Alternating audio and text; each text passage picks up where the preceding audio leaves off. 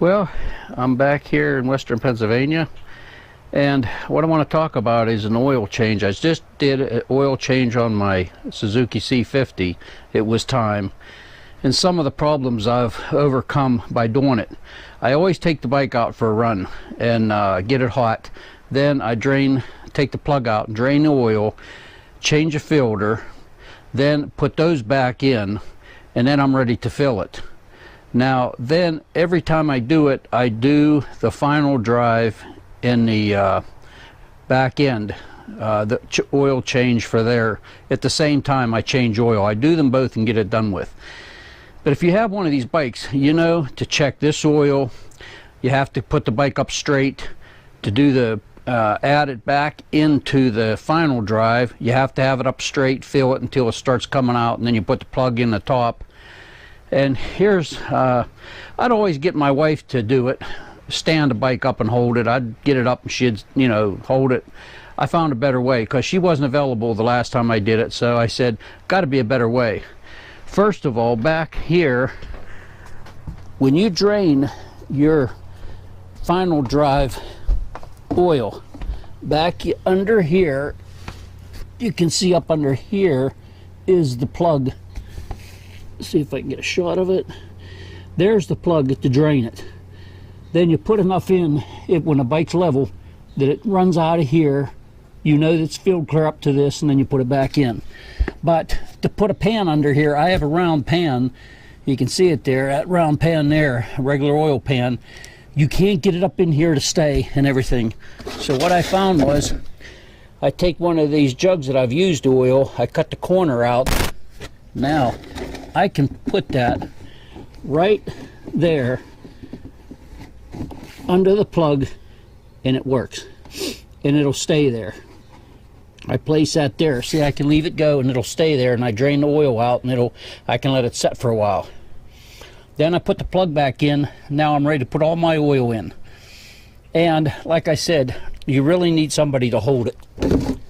So I thought, I have the bike lift. I don't want to get the bike lift out, put this bike up on the lift, everything like that, just to put oil back in it, in the rear end and in under here.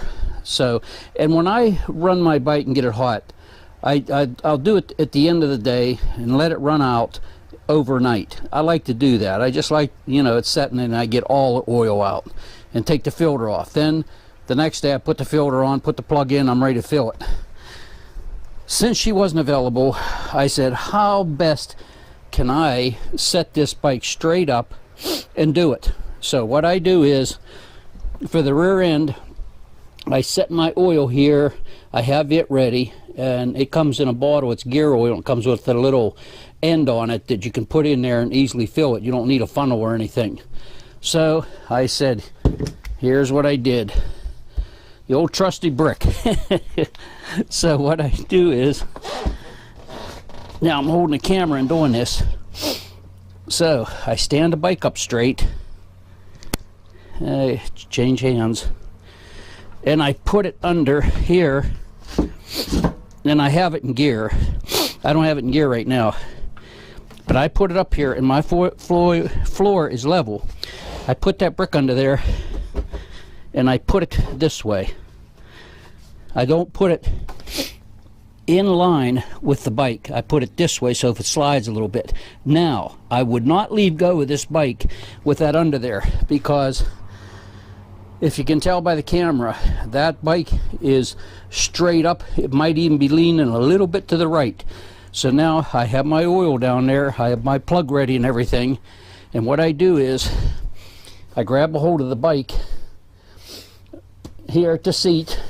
I can grab it in here, but I always have pressure towards me, towards the kickstand. It ain't going to go the other way then. I can hold this with one hand, take the other hand, get under here and put my oil in. Put the plug in. I can even tighten it. Then I'll go around the bike, but do not let go of this bike, because it is probably perfectly straight or a little more. And that's a C50. So sometimes I'll even get on the bike, set on it to get on the other side. Now I can put my foot or oil in and look at the gauge. Then when I'm done, I just reach down, take it out of gear, move it a little bit forward away from the brick, set it back on a kickstand when I have it filled where I want it. So that's two things, and I always have a hole pulling towards me, towards a kickstand, because you do not want this bike to fall over. And that's something I found. It makes it a one-man operation and works perfect. Okay, so that's done. A couple other projects I'm going to do. I did this ceiling. I put that 600, what is it, 6,000? Yeah, 6,000 BTU air conditioner in. It ain't big enough. I said, oh man, I mean, I closed this in. I have an extra fan there. It just isn't cool enough when it's like up in the high 80s, 90s. If I want to work in here, it's too hot for me. So today I ran up to Lowe's and bought a 10,000 BTU, and it's the same as we have in the house. So, and it runs off of 110, remote control with it, everything. So I'll be putting that in. So that one up there, and that's why I use deck screws for putting everything together. Every bit of that was put in with deck screws, all the framing around it, so I can easily take it out. I might have to take the windows, the other window out. I just took the one out. Might have to take the other one out, but then I'll frame it in, put it back in, and I'll go with the bigger one. And another project, years ago when I put this system in here, the power from the house, I put it all 110. I'm not satisfied with it, so I have enough wiring that I have to go to the middle of the house. There's a 220 line. I'm going to bring a 220 line in here, and I've had a circuit breaker for here for years. I'm putting a circuit breaker system in, having 220 here because I got a 220 welder I can use. Then I can go 110 to my furnace, put one line to it, put one to the air conditioner, and do all that. And that'll be a lot better than just 110 in here, because I have everything running on the 110 that comes underground. So the 220 is going to be underground. I have to do it. And let me move my car and bike, and then I'll show you another project I'm going to be doing. And I've been really thinking about, what do I have, like every project I do, what do I have to start with, what do I have to buy, and especially what I don't want to buy, you know, so that I can come up with to use on the porch. And one other thing is, I set my tripometer to see I had a clear field. I filled it at home, the gas, and I put it clear up that bung that goes in the, you know, down through here. That pipe that goes down into your tank is called the bung, and it says to fill it up to the top of that. So I made sure it was clear up to the top, setting the way it is, and I hit my tripometer. I put 146 miles on, and there's 5 bars on here that light up to show how much gas you have. I was down, I still had 2 left, but I think those 2 go faster than the top ones. It seems like it'll go down a little quicker, but 146 miles on that. So I don't know exactly what the total would be. And something I tried, there's nothing, you know, how do I say it, professional about this or anything. It's from 50 years of riding motorcycle. On YouTube, I seen and I talked about a guy that had a brand new Corvette, and he said you do not need high test in these newer cars and stuff, because the computer adjusts to it. So I had been using regular in this for a long time. I said I'm going to take, I think it was about a month and a half. Every time I filled it, I'd fill it downtown and I would get premium fuel. Put it in, ran it, and I can pretty much, I've ridden bikes enough that I can tell if something's a little off, especially this one. I've been riding it for a while. Put the premium in, not a bit of difference. After it, I think it was a month and a half, I went back to regular. No loss of power, nothing different, never sputtered, didn't do anything. So I am using regular in this. I use it in all my cars. I use it in my Harley. And that Harley I've used regular for years. It's never hurt it. It runs good, and that's an older Harley. But I put electronic ignition on it. I changed the heads so I can use unleaded fuel, because the valves have to be hardened. And if they're not, if they're that old back in 1970, it needs leaded fuel. So that was the difference between leaded and unleaded. Leaded fuel, you had softer valves actually. The newer ones are a harder material, and that's what the bike shop told me. And I had 2 new heads put on when I had the motor redone. I had the motor completely redone, and they told me that's what was the difference. I couldn't put the additive in because you're talking about 5 gallons of fuel, and you put it in there, you're not getting it just perfect. You might have one time, you might have a gallon left. Sometimes you have 2 gallons left when you're putting fuel in. So you have to really look at it and carry that with you. I did that for a while, and I said, that's it, I got to change it. So I had them redo the whole motor. I said, go over to top and bottom. They checked bearings, checked the size, pistons, rings were put in. I think they even honed it out a little bit. I don't believe they cut it any bigger. They just had to hone it where it just puts a new finish in there, because they said it was good. No, oval shape to the cylinders, on, and it's been running great. And I use regular, it never knocked. Now, if you have an engine that knocks, you may want to try the premium, but other than that, I am sticking with the regular. We go to Giant Eagle, you get the gas perks, so once a month we load up, we take containers down, you can get 30 gallons, we get our 30 gallons. So I just fill the bike at home. Now if I'm out and I'm low, I get it, but regular's fine. So that's what I'm going to stick with. So now on to my next project, and I've looked it up on YouTube. I've been wanting to do this for a good while. I'm just putting the parts together, and as I said, I go through my shop, see what all I don't have to buy. I am going the cheapest route I can, and we'll try it out. One last note on the C50. I learned this years ago. I took a paper towel, I changed oil, and the old oil, I waited till it cooled down, cooled off.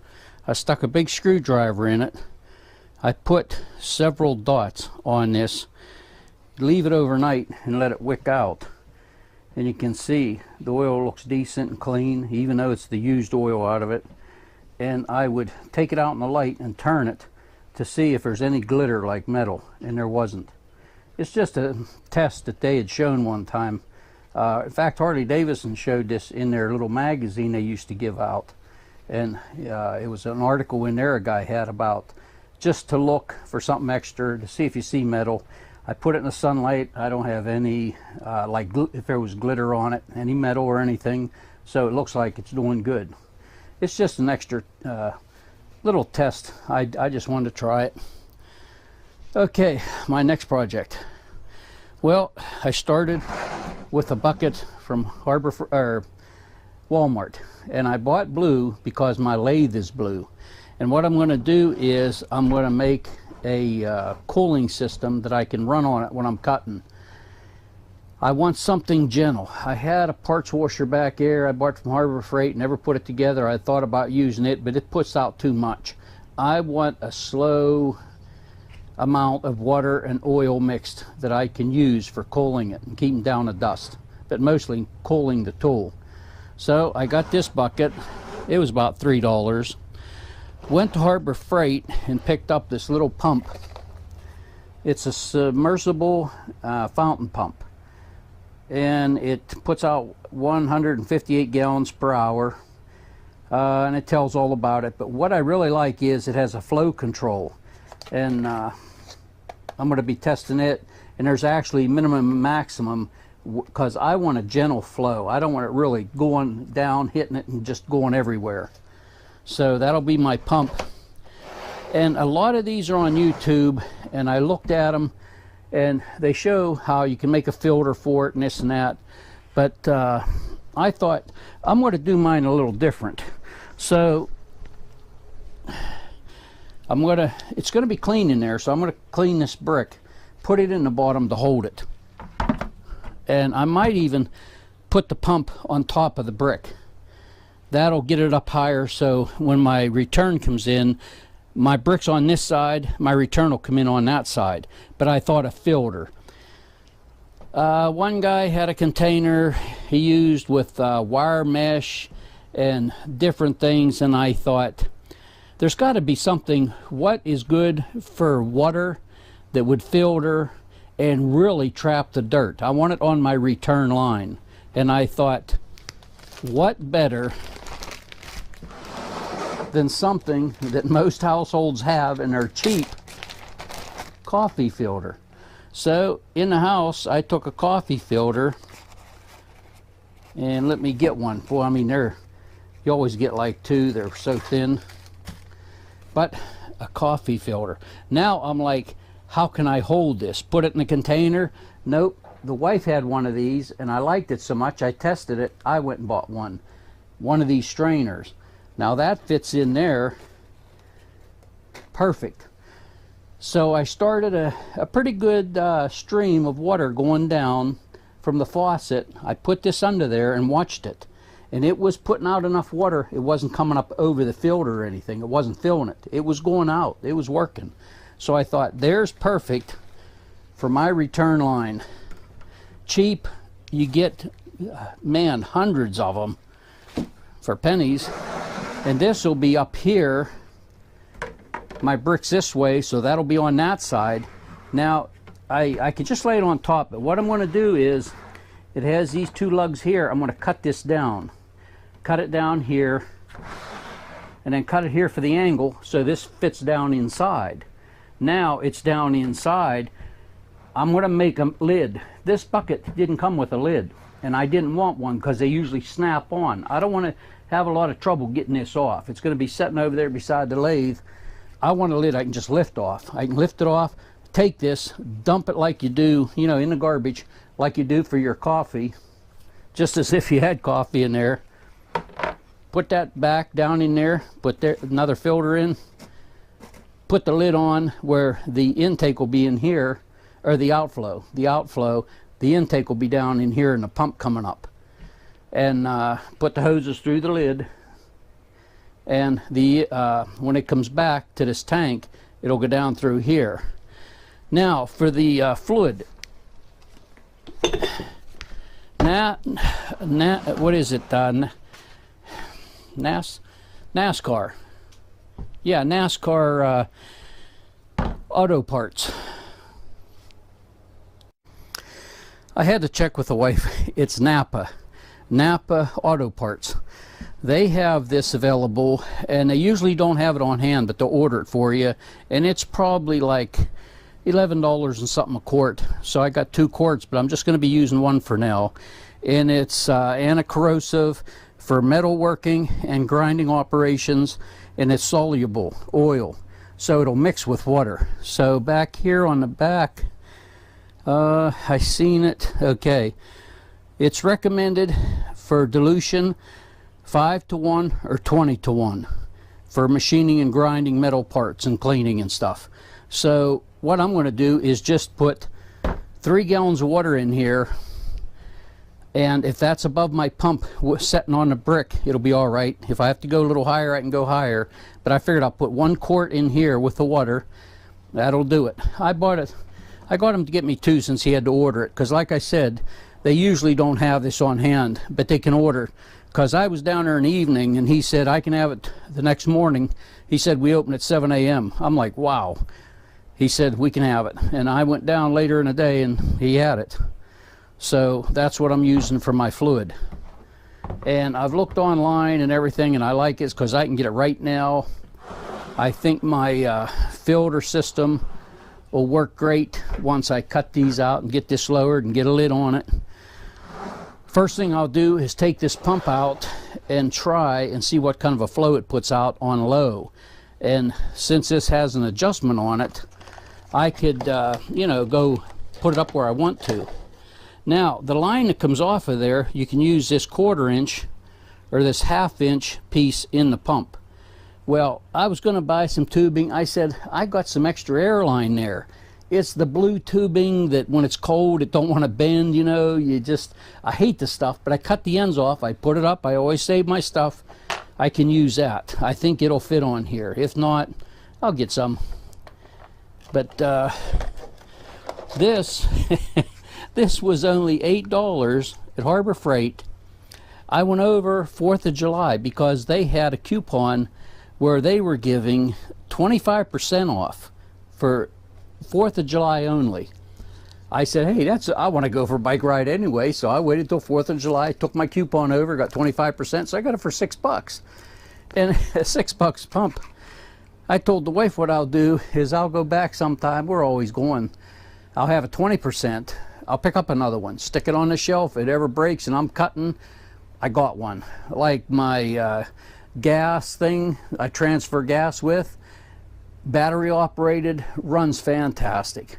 I got an extra one because you go back sometime, they might not have it. So I put another one, hung it up in the back, got it there.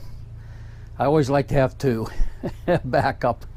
So that's what I'm involved in now. And me and my nephew rode last night and we had a nice time. It was nice. Tonight it's going down into the 50s at night.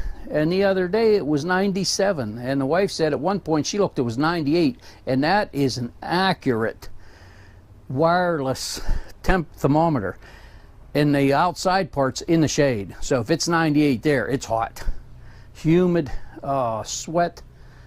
Right now it's like 83. It ain't bad. Next, for another week, I think there's only one day a chance of rain. We finally had so much rain.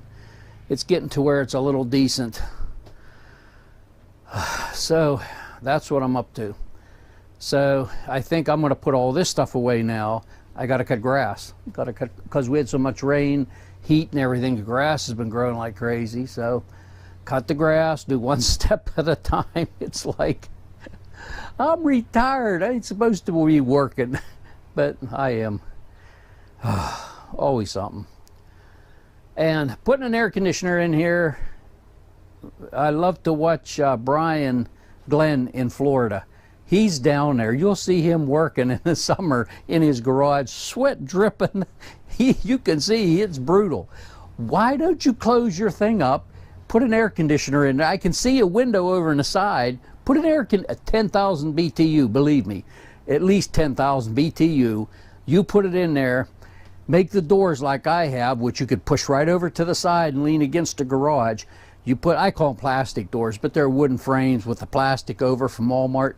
I'm telling you, set in there, you can look out. If you have it, just cool your building down a little bit. What a difference. So I'm on my way. That one almost made it, but I kept telling her the other day, I said, man, it's been on high and it just ain't getting cool in here. I closed off the back room. She said, let's just go get another one. I'm like, oh, I just put that one in, and I didn't put it in like you set it in a window. I had to build around it and seal it and everything now. I said, let's go. I ain't gonna argue. So that's where I'm at. Oh my goodness, I tell you, the things I get into. If I was retired, I'd never get this done. I can't get it done with being retired, but I love his bucket. It's nice. So, till the next time.